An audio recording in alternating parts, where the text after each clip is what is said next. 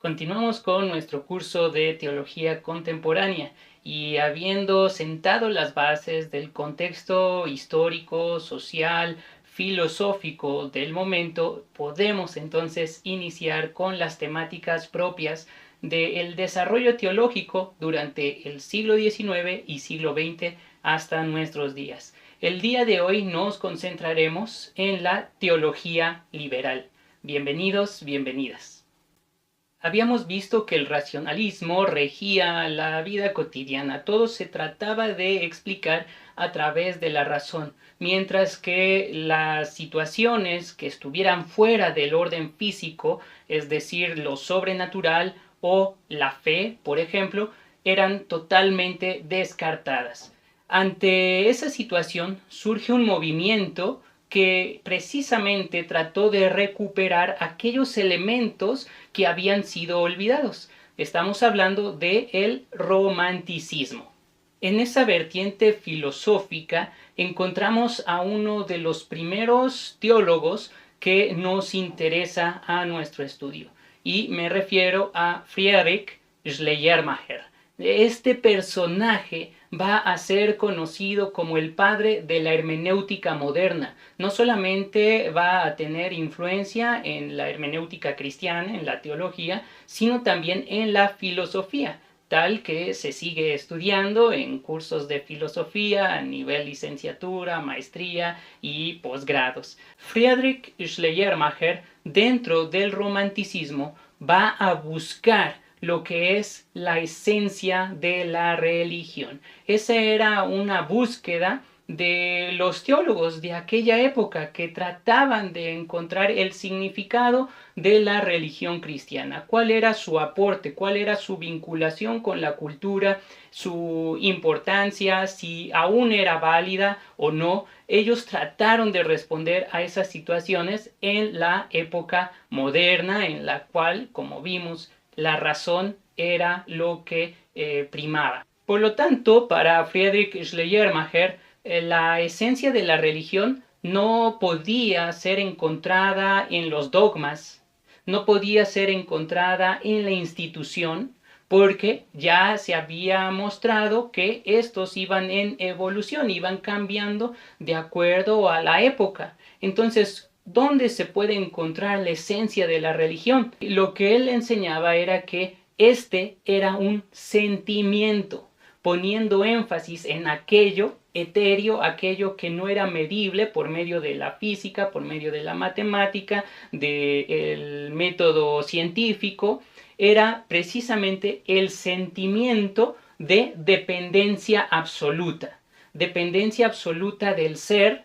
hacia Dios. A esto lo denominó con la palabra Gefühl. Gefühl era el sentimiento religioso, un sentido profundo, una consecuencia de Dios en uno mismo. De manera que esa presencia de Dios en uno mismo estaba también presente en la cultura, por decir, en el arte, la sociedad y la política.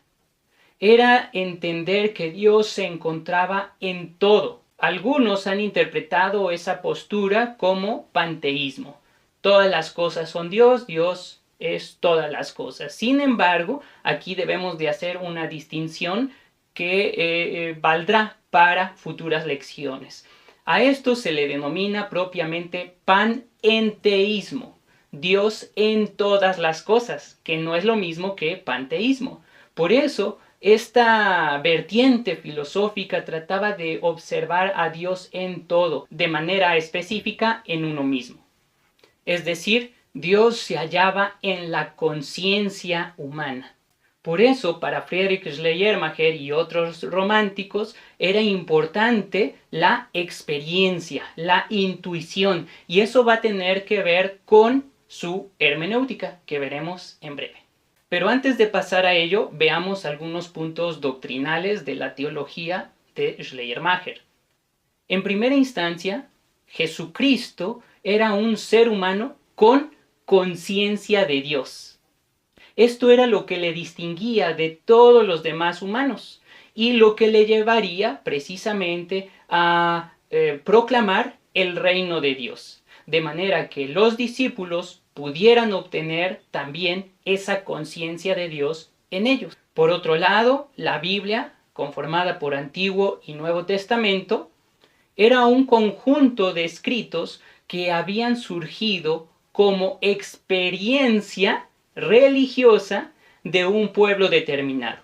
No tanto así considerándolo como algo inspirado, sino como esa conciencia religiosa, ese conjunto de experiencias por las cuales había pasado el pueblo de Dios. En ese sentido, la doctrina de la inspiración era ampliada, es decir, la inspiración no solamente valía para el texto bíblico, sino que al ser conciencia de Dios, ésta podía estar presente en cualquier expresión cultural, en el arte, la música, la poesía, entre otras. Ahora, ¿cómo entendía la salvación Schleiermacher?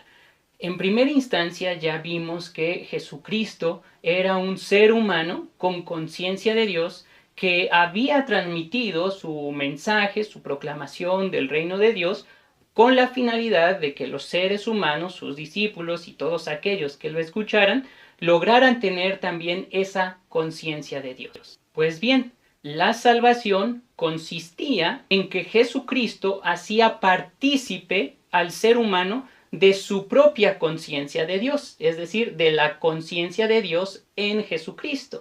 Así, la justificación se convertía en una realidad subjetiva. Y ya volveremos a esta cuestión de la subjetividad cuando avancemos hacia la posmodernidad. Pero esa noción comienza precisamente con Schleiermacher. En ese mismo cauce, en su hermenéutica, Schleiermacher ponía el énfasis en el intérprete, ya no en el objeto de estudio como tal, sino en el mismo intérprete, ya que lo principal en la interpretación es la comprensión del proceso creador del texto. En el texto encontramos ideas expresadas en un idioma muy particular. Haciendo a un lado las traducciones, tenemos que el Antiguo Testamento fue escrito en hebreo o arameo y el Nuevo Testamento en griego.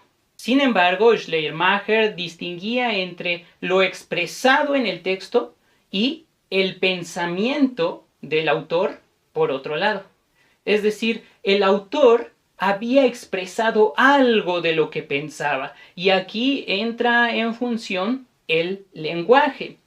Cuando nosotros tratamos de expresar lo que está en nuestro interior, utilizamos palabras, lo verbalizamos. Sin embargo, la mayoría de las veces, esas palabras no presentan del todo lo que estamos experimentando. Si una persona le pregunta a otra, ¿cómo te sientes? Y responde bien, ese bien no engloba todo lo que puede estar sintiendo, lo que puede estar experimentando en su interior.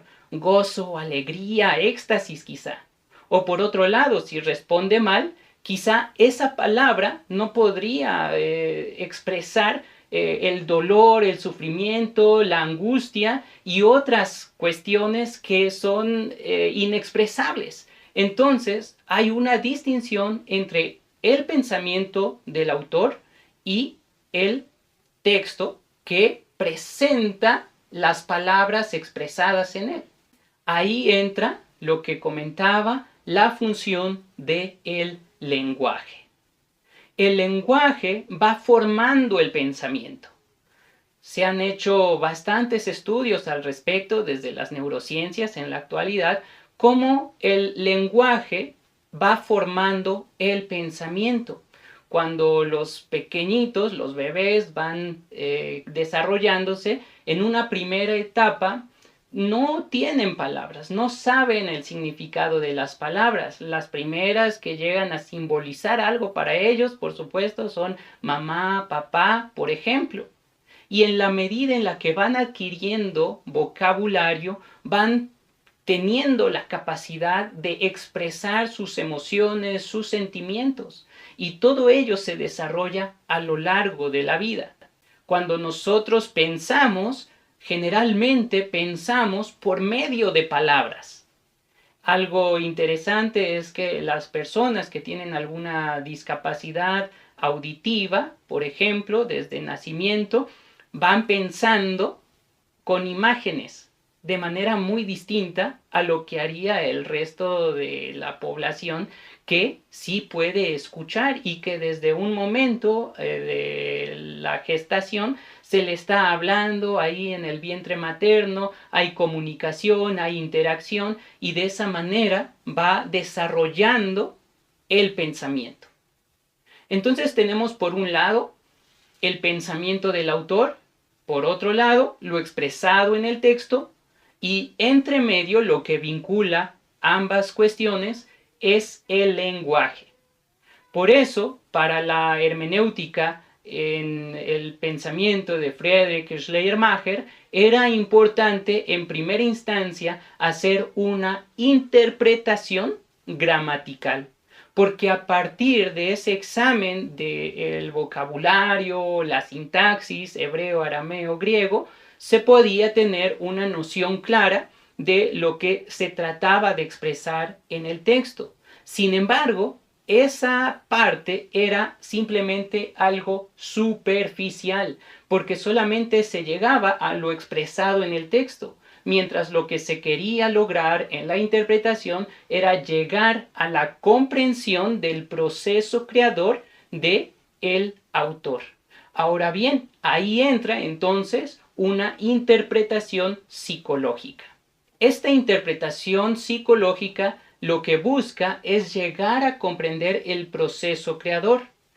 Sin embargo, debido a que hay una distancia de tiempo, de cultura, de lenguaje, lo que nos va a llevar a poder interpretar correctamente cuál es el pensamiento del autor es la empatía, es ponernos en los zapatos del autor.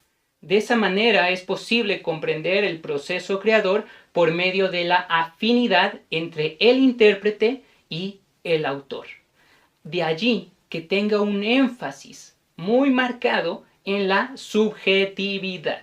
Y esto va a sentar las bases para el desarrollo hermenéutico posterior, considerando que de ninguna manera podemos llegar al texto de manera 100% objetiva. Siempre estará una cuestión subjetiva al momento de acercarnos al texto. Lo importante que hace notar Schleiermacher es que esa subjetividad está presente, no se puede hacer a un lado y es más, la podemos utilizar para poder comprender el proceso creador del autor.